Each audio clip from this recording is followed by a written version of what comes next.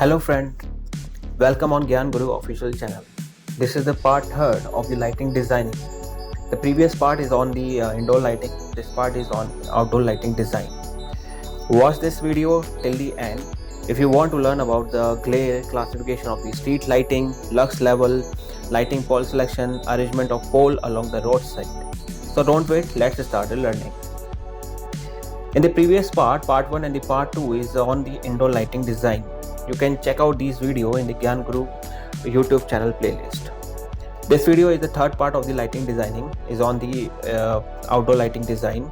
This video is entirely based on the Indian standard.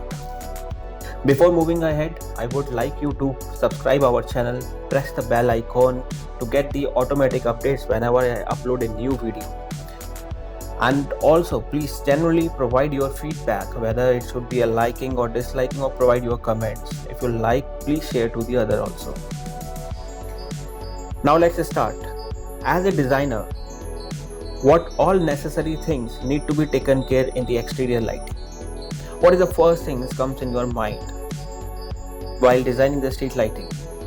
Perhaps the first things strike in your mind would be what should be the lux level, how to select the luminaire, what kind of the lighting arrangement is supposed to be adopted.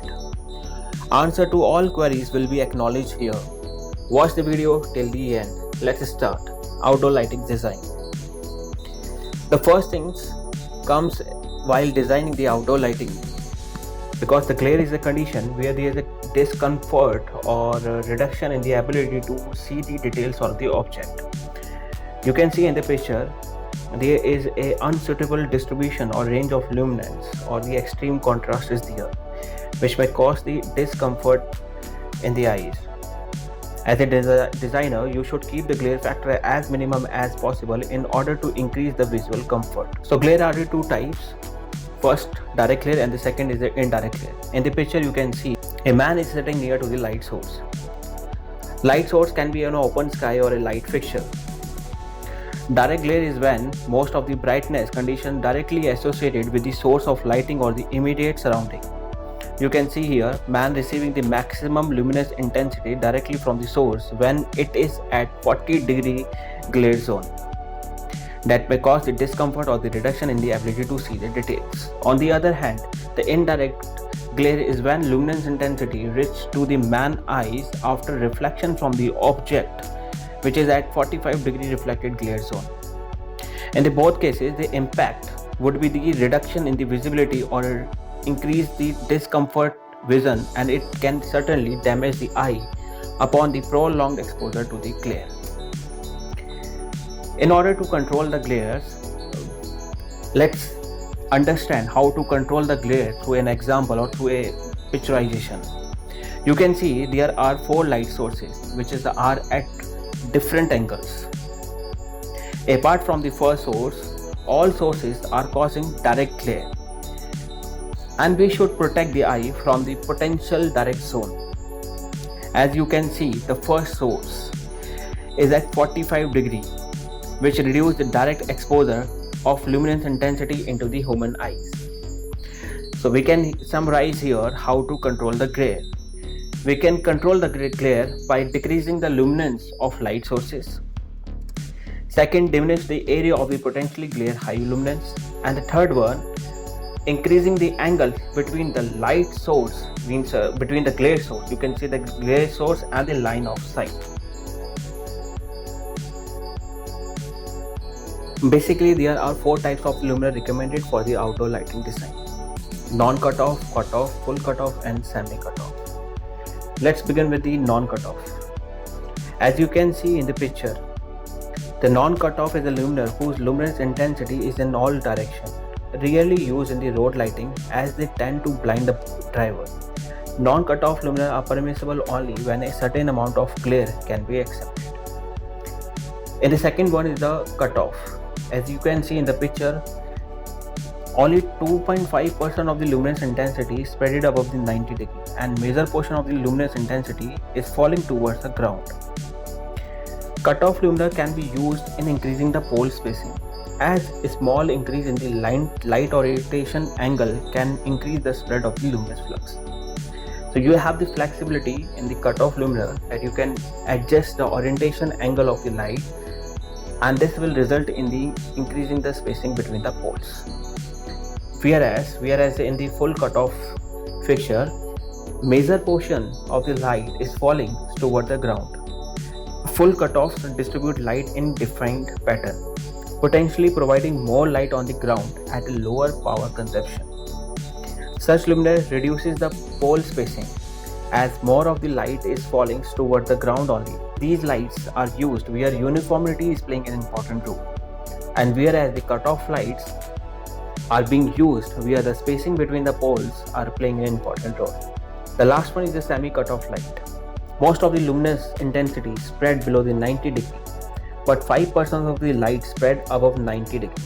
It is often mounted on the tall poles. You can see here there is the shapes of the full cutoff luminaires. The few luminous images are just for the illustration. The actual image and the size vary from manufacturer to manufacturer for full cutoff, semi cutoff, and the cutoff luminaires. So these are the general shapes of the full cutoff and the non cutoff luminaires. Now let's come to the classification of the street lighting. As per the Indian standard 1944, the classification of the street lighting has been done into the various categories. Among them is the Group A category, which is for the main road. There are 7 parts of the Indian standard. In each part, classification of the lighting done with the traffic density and the application of the light. However, it is left to the design engineer to decide upon the category of the lighting for the given road.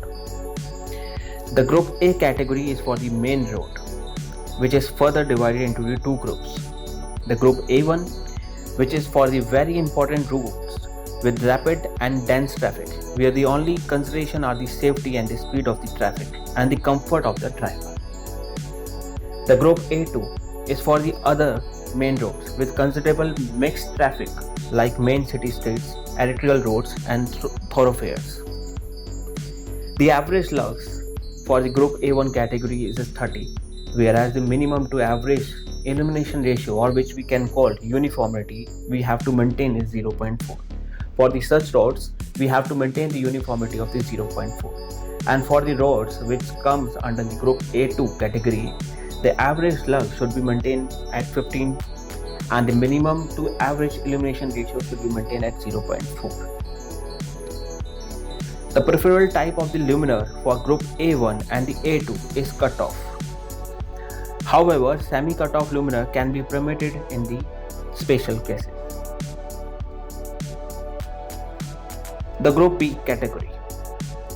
In the Group B category, we have B1 category, which include the secondary roads with considerable traffic like principal local traffic routes and shopping streets. The Group B2 categories are the secondary roads. They are also a secondary road, but it can be a shopping road to the main entrance of the colony, or generally with the light traffic.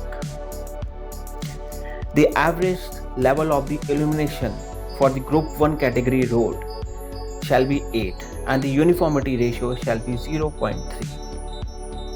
Whereas the average lux for the B2 category is 4 and the uniformity ratio is 0.3.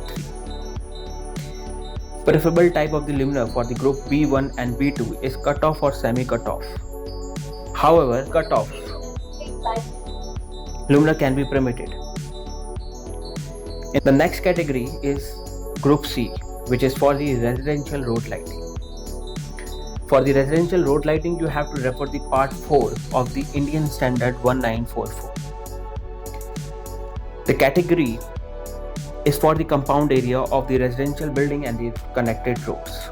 As per the industry practice, average lux of the illumination for the Group C road shall be lie in between the 8 to 10 lux and the uniformity ratio is 0.3.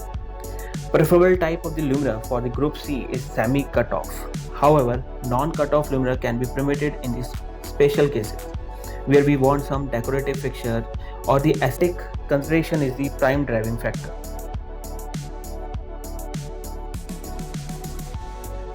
The next category of the street lighting is the Group D.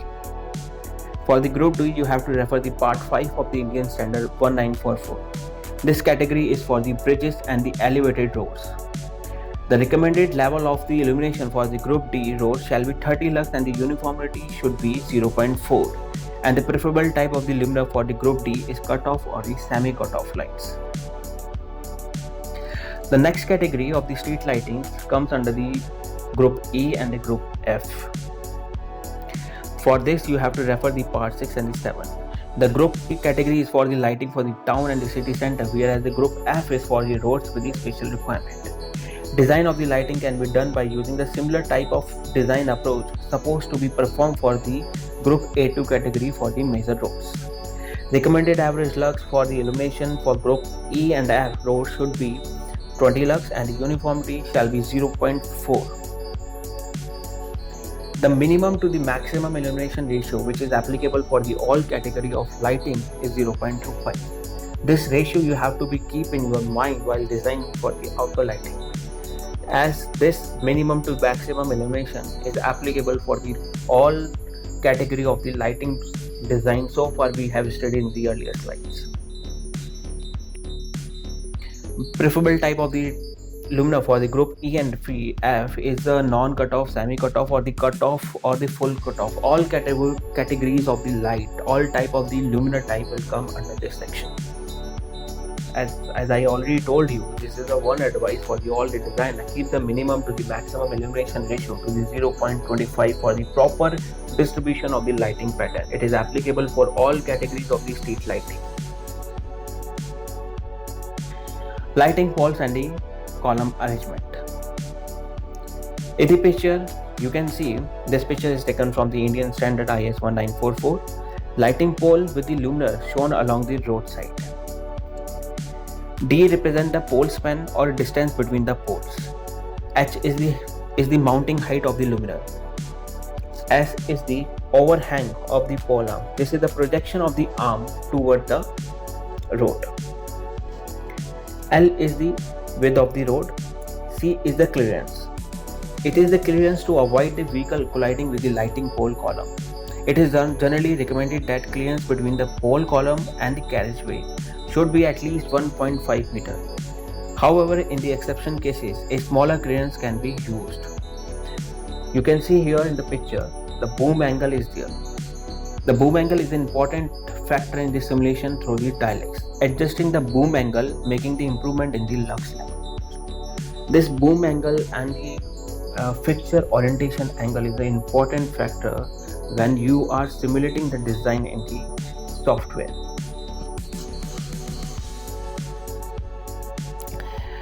Typically, there are the three types of the pole arrangements. Lighting pole arrangement along the road. Widely used method in the lighting pole arrangement are the single-sided arrangement, where pole can be placed on the either side of the road. This arrangement would be preferable if the road are straight and the spacing is not the issue and the cable can be laid along the same side of the pole installation. Next one is the double-sided arrangement. This arrangement would be required where lux requirement is more and long span is required to cover the maximum road space for achieving the desired lux level. Staggered arrangement can be considered where the uniformity is the utmost priority and more lux is required. In a staggered and double-sided arrangement, cable crossing across the road would be a major challenge. So it's up to the designer which method to be adopted.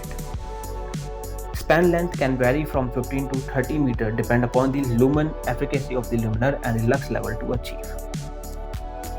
Let's go through a simple lighting pole span calculation. Calculation for finding out the pole to pole distance. This is the formula where the average lumen of fixture is there. The lumen efficacy of a standard outdoor lighting fitting vary from 100 lumens per watt to 120 lumens per watt. COU means coefficient of the utilization, which is vary from 0.15 to 0.25 depend upon the height of the pole. Maintenance factor, which is vary from 0.2 to 0.8. Lux level required shall be as per the IS 1944. The lux level you can find out in the earlier slide where we have define the category of the street lighting. Each category having its own lux level. Like we have the category of the A, B, C, and D. So in which category your road falls, you have to select the lux level of that category.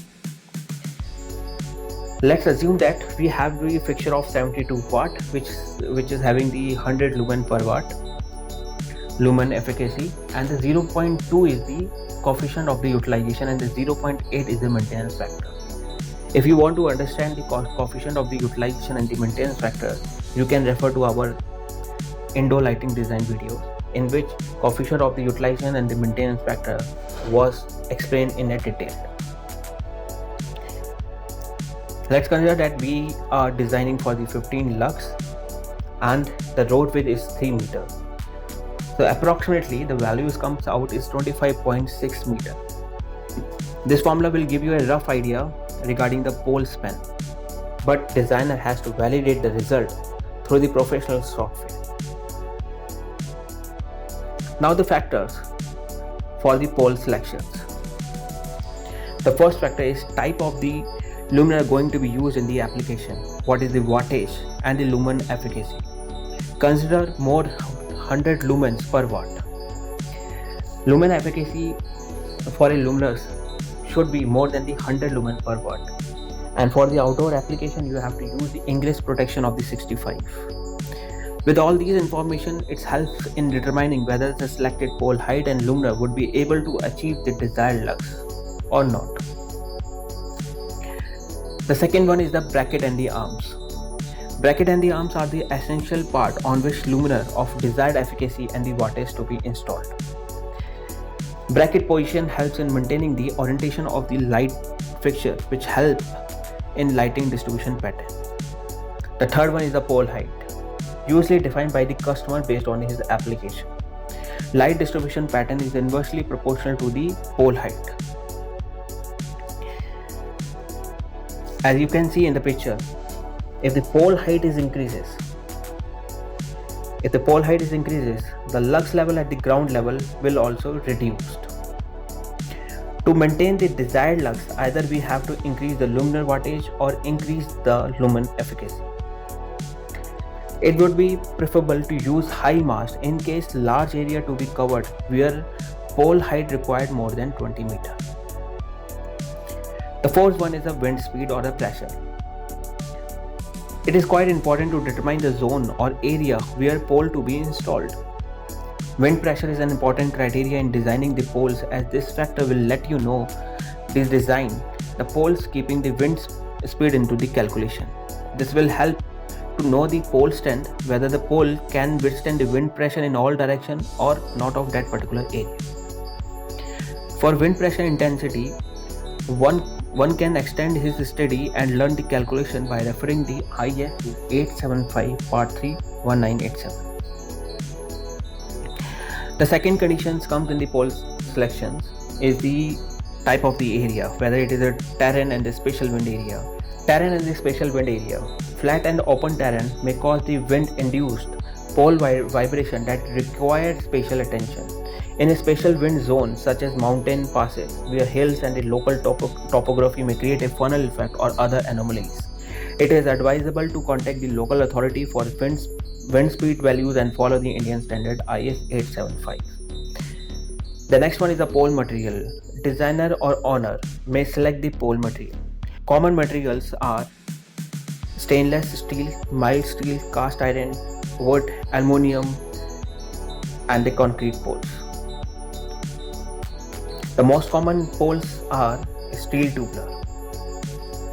The last one is the pole shape. Whether you are using the standard steel tubular poles, octagonal poles, or the any customized shapes like a pentagonal, square type, these are the shapes are really used. Common shapes used are steel tubular or the octagonal shapes. Many times we have referred to the lighting simulation software because when you are doing the manual calculation, you have to validate your results with the lighting simulation software. Thanks for watching this video. Don't forget to subscribe and tap the bell icon to receive the regular updates.